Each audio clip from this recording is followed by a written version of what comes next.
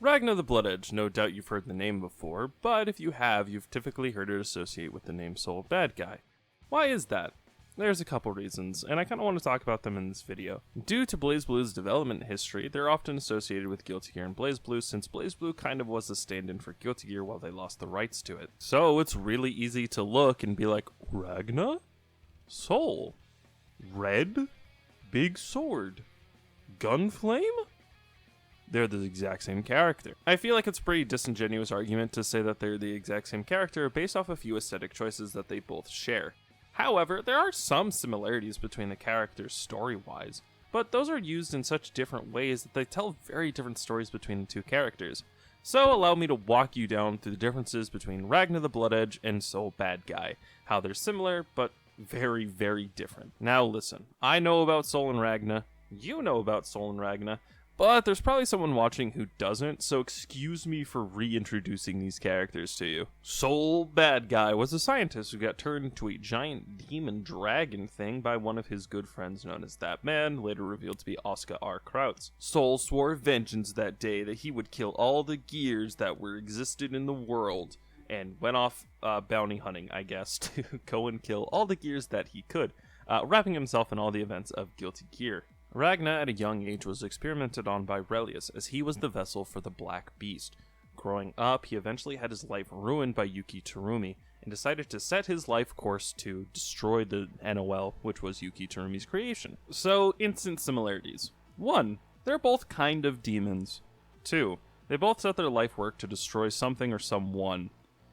Gear or Yuki Terumi. There's also the comparison between Ragna and Soul, that they're like, oh, they're the same character, but it's like saying Dante is the same character as these two just because he's also red and has big sword Limfao. It's pretty disingenuous. Let's start with that first one. They're both demons. Kind of. You see, Soul is a gear, which means he has the ability to turn into this dragon. I guess this is a dragon now. He has his power completely under wraps thanks to his headband, and he only takes it off when he needs it to win a fight. It's a shonen protagonist power-up. It's pretty standard. Ragna's power is pretty different. He's told not to think of it as his own power. It's the Black Beast. It's something dangerous. The more you use it, the more corrupted you'll become.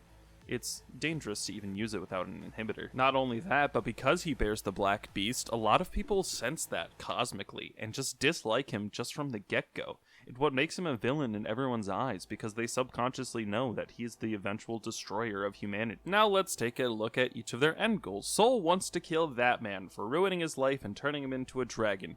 But eventually throughout his story, he learns that vengeance isn't the way, and learns to forgive, and gets the flame of corruption taken out of him, and now he lives a good, happy life with his wife in the middle of nowhere. Good for him. Ragna's starting place is very similar. He also wants to kill Yuki Terumi for ruining his life, and sets off on a journey to do so. Here's the issue. Throughout his journey, Ragna denies his existence in the plot. He doesn't want to believe that he's important, or that he has to play the role of the Black Beast. He's not the Black Beast. However, eventually he realizes that there's no choice. He is in fact the Black Beast, and the only way to end all of this, to stop the cycles, to give people happy lives, is to erase himself and Yuki Terumi permanently. He disappears, no longer a memory even in the world.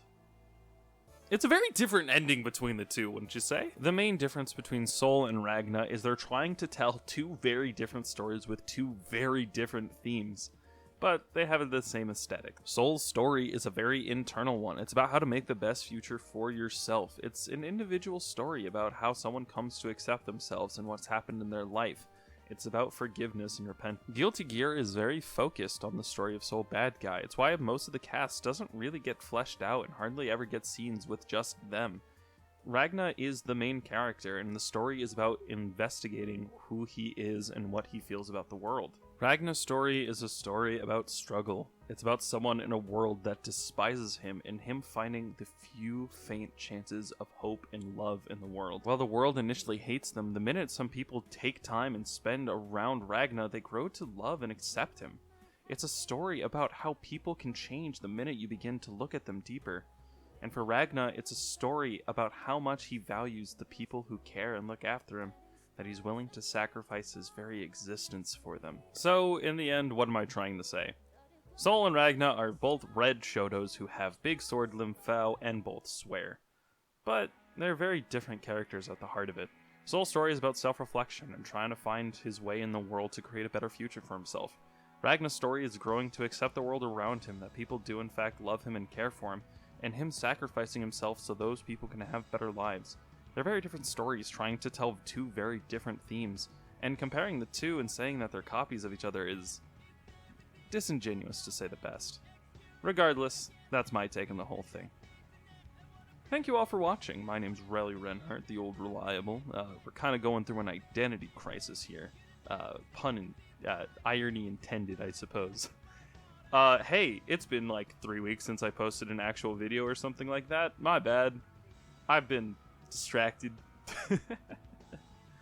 Anyways, if you do want more content from me, I do have a Twitter where I post and talk about stuff constantly. If you want more Ragna content, you're going to find a lot there. I also stream on Twitch and YouTube sometimes. YouTubes are typically events, and then, Twitch is just day-to-day stuff. You can catch me there if you want to hear more of my dumb voice talk about dumb things. That's all from me. Thank you all for watching and sticking around, if you even remember who I am. God, I need a far better upload schedule, don't I?